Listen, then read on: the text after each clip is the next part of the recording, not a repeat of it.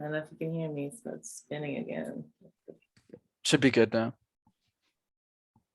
I feel frozen. I look frozen. No, you're not. You're not frozen on my side though. So Oh, you're really?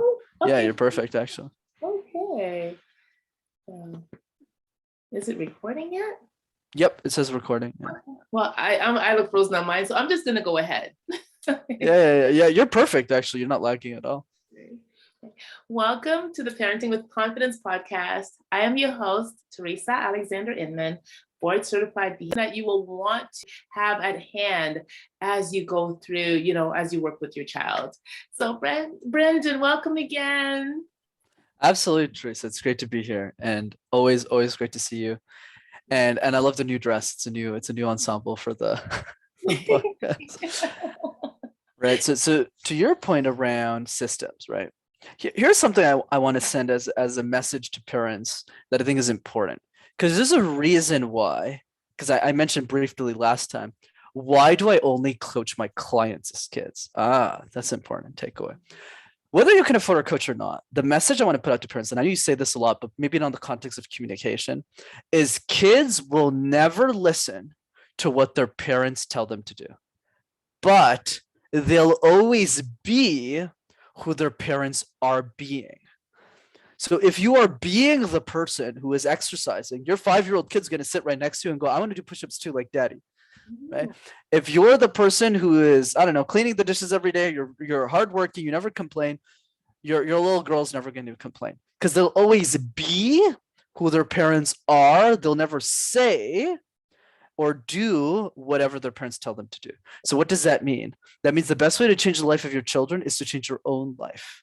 So start thinking about, okay, we talked about defending. We talked about the random word exercise. That means so random word exercise in summary means you take a word like tissue box, mug, phone, and you create random presentations. Don't just force your kids to do that. Take the initiative and say, hey, throw me a word. Take that leadership. So then when your daughter gives you a funny word and you do it, she goes, wow, you're so good. And then you go, well, you're going to do it too. And that's the key. So it's all about that back and forth, not just going, this is the solution. So I want to point that out.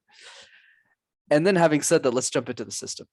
So now the question becomes, we convince them to join this program. They're working on their communication. They're motivated. They want to be a YouTuber. They want to be some sports athlete, something. Now, how do you coach them to the result? So a couple of things that I want to point out for kids.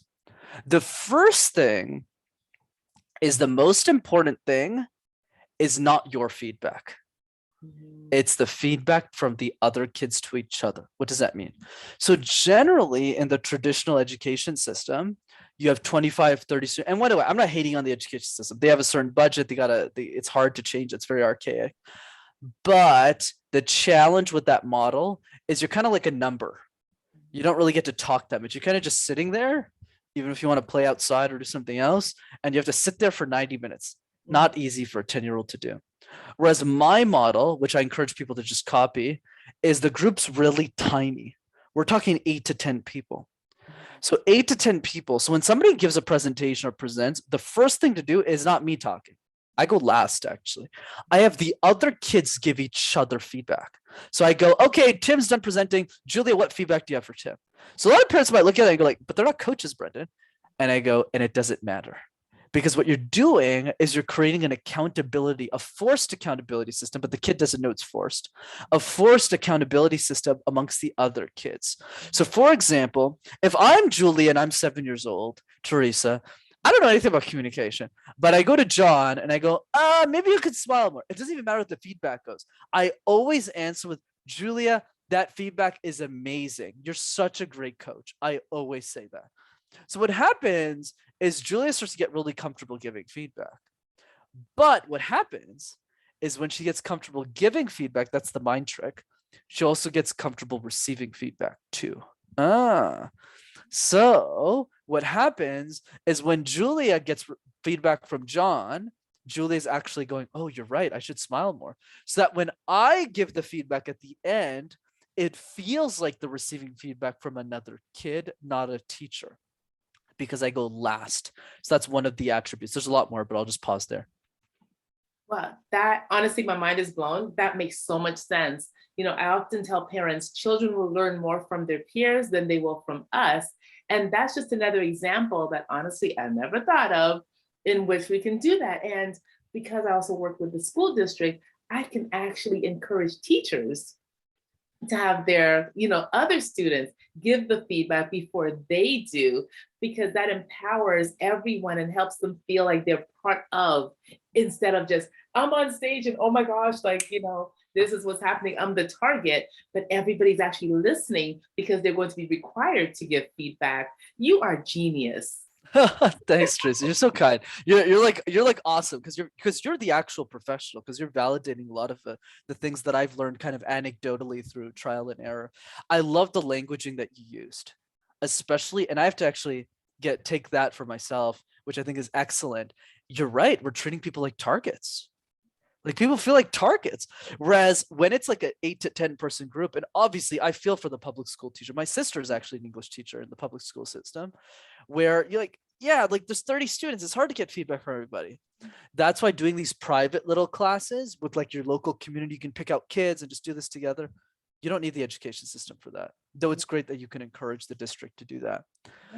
So yeah, jump in, please. One thing they could do though is separate them into pods, and the Oh, teachers walk around and just oversee the process. But if they do it that way, then they can put your system into use and really get more out of it. oh yeah, absolutely. I'm a huge proponent. And by the way, I'm sure my system, I'm always happy to say that there's a lot more iteration to go because my expertise is not in this area. But definitely there's a lot of anecdotal points that we can get the conversation started with that will absolutely drive results. So definitely agree. I think the only thing I would change in your approach is there would need to be multiple facilitators, because as you know, kids are chaotic. So the only issue I see with that is if there's 3 different pods and the teacher is not in the center of each pod, they're just going to do a bunch of random things. There is an exception to that rule, though, that won't apply in the traditional model, but that I've implemented in kind of private things where we can pull them out of the education system, is multi-age classrooms. So one thing I do is I have like 14-year-olds leading pods. So we do that model, but we have an older kid who's kind of controlling the environment. Whereas in the education system, everyone's the same age, so it doesn't work as effectively. But yes, there is ways around that in a way that doesn't require multiple like actual teachers. Right. So a couple of, I know we're nerding out a little bit, but that's kind of like the way that. Oh, this is cool. This is so awesome. And it made me think of the Montessori system, right? Where they're Can you educate me? Yeah. in the same different ages in the same class, for just that reason, because again, children will learn more from each other than this parent who or teacher. It comes off as more punitive sometimes, as opposed to if it's a peer who is giving honest feedback and that they're able to give that same feedback to. I agree, and guilty as charged. By the way, I think the reason why it works so well when I facilitate is because I look like a kid. Let's face it, like I kind of look like a 15-year-old if I really play that role. So you're right. I definitely think the model works a lot more when it's a 15-year-old kind of leading the group versus somebody who's like 35. But obviously, it's challenging, right? You kind of have to work through it. Or if you're just a fun-loving adult. Yeah, fun-loving adult works. I mean, honestly, it does. It does. It's just about like getting that psychology right. So that's one piece. But let's go through things that are much simpler. There's 2 other things that are super simple that just people don't do. The biggest problem with the education system, Teresa, is you got students are managing 8 different presentations, especially when they get to high school in the same semester. So it's not like, okay, Teresa, you have to give a history presentation and that's it. You got history, math, gym, science. So you don't see it like, oh, I want to do really well in this presentation. It's like a chore. Like, shit, I got science this week and math next week. So you're just trying to survive. Not the right approach. So whereas for me, I don't force kids to do more than 1 presentation, literally. Because the problem, I mean, think about it. If you're 8, 9 years old, the last thing I want you to do is think of content 3 different ways. Right. It's like so stressful when it doesn't have to be. So what I do instead, Teresa, and I'll tell you exactly what I do play by play, is I have the kid pick the topic. The most common one I get is their favorite video game. I just go with it, right? Yeah, sure. You want to talk about Minecraft? Do it. But then what I do is for like the first 6 weeks of the process, I have them for the first 2 weeks just present the introduction. I'll actually tell you the story behind this. So I facilitated my first kids group in July of 2020. And I had this beautiful young girl, okay? Super cute. She's like 6 years old. And she was my hardest client, but also my greatest teacher. And the reason she was my greatest teacher is I said, okay, guys, and she's smart. Like she does gratitude journals every day, and she's like 5 years old. Like she's wicked. But obviously, it's like my clients as kids, right? So it's like personal growth parents as children. Yeah. So she's like super advanced. And she asked me like a brilliant question. It was just totally legitimate. I was like, okay, guys, we got to prepare a presentation. She raised her hand. I go, yeah, what's up, Julia? And she goes, Brenden, what's the presentation? And I go, oh, right. I was like, oh, well, it's introductions and conclusions. She goes, what's an introduction? What's the conclusion? And I was like, shit, how do I, because it's a valid question. She's 6 years old. She doesn't know any better. So I was thinking, I had to think really quickly on my feet. And I said, how can I drive an analogy that can make this work? And it was hard. So I thought about it and I thought I couldn't pull it off until I thought about jigsaw puzzles. So I said, and by the way, I teach adults the same way now, but I got it from that 6-year-old kid. I said, okay, Julia, do you know what jigsaw puzzles are? She goes, yeah, absolutely. I love puzzles. She gets really excited. I go, when you start a puzzle, which pieces do you start with first? And all of the kids know the answer. The corner pieces, Brenda, the edge pieces. And I go, why? And she goes, oh, because they're easier to find in the box. You know, those little tiny pieces. She says in her little squeaky 6-year-old voice, but you get it, right? Right? We always learn to do puzzles with the corners. But in communication, we do the opposite. We generally start the middle. So we shove a bunch of content. I don't say this piece to the 6-year-old. I'm kind of giving you context now. So you shove a bunch of content, you get to the presentation, you ramble throughout the whole thing, and your last line in the boardroom sounds like this, thanks. So going back to the kid, so what I did with Julia, I said, present like a jigsaw puzzle. We're not doing presentations, we're doing jigsaw puzzle. So I want you to just start with the corner. Present the first 60 seconds of your jigsaw puzzle. Then do the conclusion. Then tackle the middle of the puzzle. And then the analogy landed and I landed home. So what does that mean in the context of our children? That means teach the puzzle method. For the first 2 weeks of our program, what we do is we have them just present the introduction. Just the first 60 seconds. And we have them present it over and over, and they do nothing else. And I don't care if it's terrible, I'm going to clap. Wow, it's amazing, Teresa. Yes. It's brilliant. And then the next week, she does the same thing. And the same thing. And after like week 4, she's a badass. Like I'll send you videos after this. It's mental how well these goods are, how good these kids are. And then after what happens, and people can just copy paste this, then we have them do the conclusion. Mm-hmm. I don't even talk the middle. I don't even talk about that. And then they present the intro, but the conclusion, they get much faster. And then after a week and a half, they're really good because it's 60 seconds. And then they tackle the middle. But at this point, they're super confident. So the content, they just figure it out. They just go, yeah, it's just puzzles. And then they just write out the rest of the content on their own magically, and it just turns into a presentation. And that's how we do it. Wow, that is incredible. And thank you for breaking that down for us so that parents can actually use this, because we're giving you this information so you can use it with your child. So please, I just, because, if you could talk to my mom, Renee, back when I was still in, grade school, when I was still at Topcliffe Elementary School, and about all of these things, how she could have helped me and what we could have done. I might have gotten out of my shell a lot sooner instead of hiding behind, other people and just things always deflecting. But, hey, I've arrived. Okay. You have. It was a journey. It was quite a journey, and I am thankful to be here. But if there's a child that we can help, while they're still young, to hone those skills, like my granddaughter, Isla, she's amazing. And those are some things I'm going to be doing with her. I'm going to have her watch this and just, we can talk about it. And because she's got a lot she has a YouTube channel. Wow. Yeah, she's just so fun. She calls herself Ice Cream Isla. That's so cool. So yeah, it's just amazing. So yeah, that is wonderful. And then too, if a child has YouTube aspirations, that will also help them present. So not only will it help in school, YouTube, and like this is the new age. And parents, hey, listen, I'm going to encourage you. If you've ever wanted to get out there on social media, use those tips and tools to help you craft your message to get out there and then get a little side hustle going and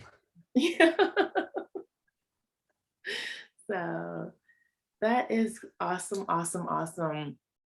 So thank you. Is there anything else that you want to add? Absolutely, Teresa. I think what I would say is the reason why I'm a big fan of puzzle, like now that I've been through kind of the fire of coaching kids, I would say the reason is because 5-minute presentations are really intimidating for all of us.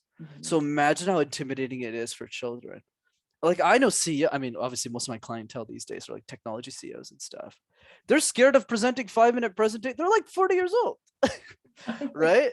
So imagine how fearful the kids are. Even if they don't express the fear as much, it's still there. Whereas if you do the 60-second version of just the intro, that's easy.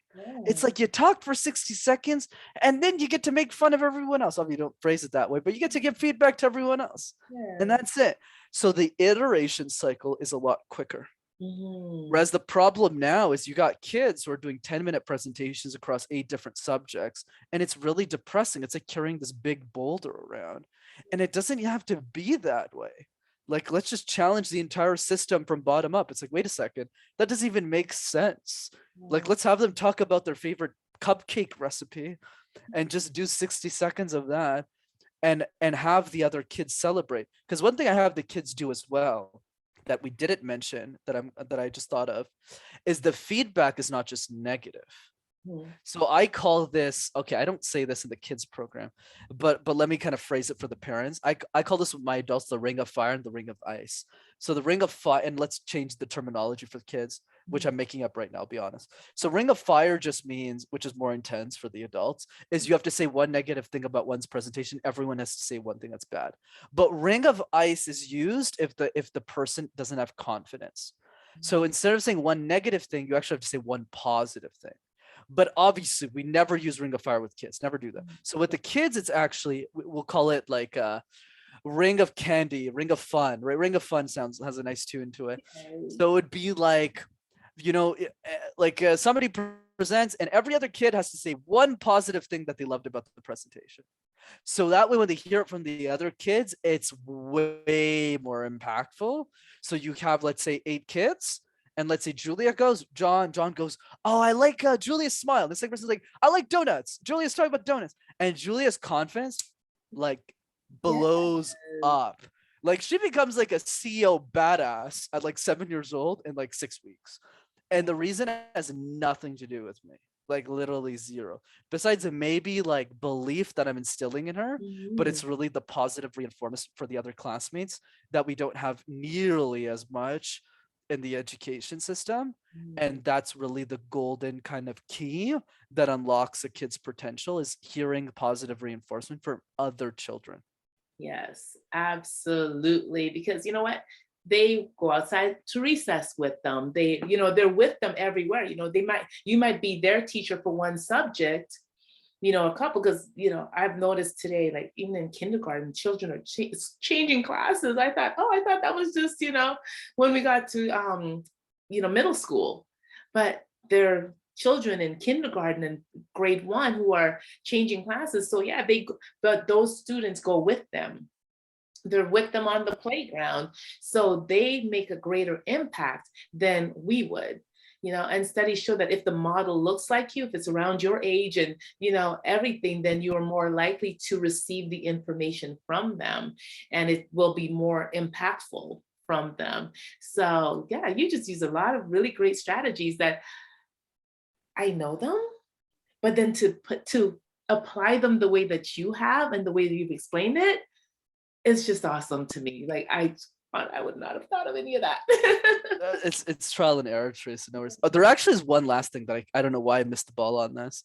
It's the week 12, the last week of the program. What happens, And we came up with this like 4 groups into it or something. We do like once a year, these groups. And the idea was do an award show. So basically what happens is in week 12, I put a bow tie on, and one of the kids becomes the host. And all of the parents of their kids come and watch all of the final presentations on Zoom. So what happens is I take the best communicator, let's say 12-year-old, and I go, you're the host. So the thing starts, and the kid, let's say their name's Noah, they go, welcome all the parents to, right? And they start like putting on a show. All the parents are like, holy shit. And the host has to introduce every speaker. So let's get started with Julie. She's only 8 years old. She's a master of piano, blah, blah, blah. And everyone give it up. So everyone's clapping and it's like super exciting. And then the Julie's like, I spent 3 months working on this. I'm going to be the best. And even if they make mistakes, we still clap anyways, as if they gave the best presentation of their life. So that's another flavor that we add into this that really gets kids excited about the outcome. Oh my God, I have to present this in front of like 50 people. And one other thing that I think is more challenging to scale, but I think is worth mentioning on this podcast, and I know we're going to the weeds, is don't be shy, especially in the context of the paintings you have there on the wall, Teresa, to let the kids express their creativity. Let me give you an example. One of my kids I worked with, her name was Cherry, really smart kid. She's like 12 years old, and she's a piano prodigy. She's like an absolute like queen. She does concerts in front of like 800 kids, not kids, excuse me, parents at like symphonies and stuff. Deathly afraid of communication. I never understood why, because she was really good at piano, and I had trouble because she was really introverted. And I said, how about we do this, Cherry? And this is where creativity comes in, right? And then we have to really spend time with the kids. I said, why don't you spend the first minute of your presentation playing us a song on your piano? And she got super excited. She was like, yes. And I say, talk about the history of piano and start with that. So she started with the song, like an actual song. She played the piano in front of the parents. And then she said, pianos are blah, blah, blah, blah, blah. And she was just in it. So there's also room for try our best as educators to try and work our way or weave our way into our child's creativity in a non-traditional way. So I think it's also important to see what they're passionate about. Maybe it's a painting, maybe it's a drawing, try and weave that into the skill that we want them to master. And that's probably the bonus tip I'd leave you with. Okay, awesome. Yeah, that is wonderful. And that is such great advice because, again, if you meet children where they are, it's amazing how they'll blossom. Like you'll be surprised at the heights that they can get to. And thank you for mentioning those paintings because they were actually they were painted by my son. And like I shared with you, I'm just going to share this because today is his birthday. He is with Jesus right now, but I was going to name him Brenden. And it's just interesting that you booked on his birthday. And, so we ended up, his middle name is Brenden, because a friend of mine was like, oh, name him Brenden just now, so I just like, okay, fine. So we'll go, instead of Brenden, we'll go Branden. Not a lot of difference, but yeah, so these are his paintings. And I thought, seeing as you booked on his birthday, I was going to honor him further by putting up his paintings. There you go. Yeah, it's beautiful. Thank you. And thank you again for being here and just imparting such knowledge and wisdom to our audience. I really am grateful for you and maybe hope that we can book another time. Absolutely. There's so much with communication, right? So many nuances. Today you gave your secret sauce, and I really appreciate that because not many people want to tell people, exactly how they do things. And oh yeah, for doing that. And I really would like parents to go on and get onto your YouTube page and MasterTalk and just learn more. He's got so much to give, and you can use them for your children. And of course, like Brenden said, if you model the behavior, your children will imitate. All right, we've got something called a mirror gene, and children are not going to do what you say because you're like, wah, wah, wah, wah, wah. But if they'll do what you do, and the example I use is like, honey, please don't smoke while you're sitting puffing on a cigarette. What do you think your child's going to do? Exactly. So, yeah. So thank you so much. And, everything that you're saying, there's a lot of science behind it. So, and I know you learned it through trial and error, but it is supported in, in my field anyway, behavior analysis. So, And I'll take it. so thank you so much for that. And I wish you well, and I'll see you again. Absolutely, Teresa. Thanks so much for having me. This was great. Okay.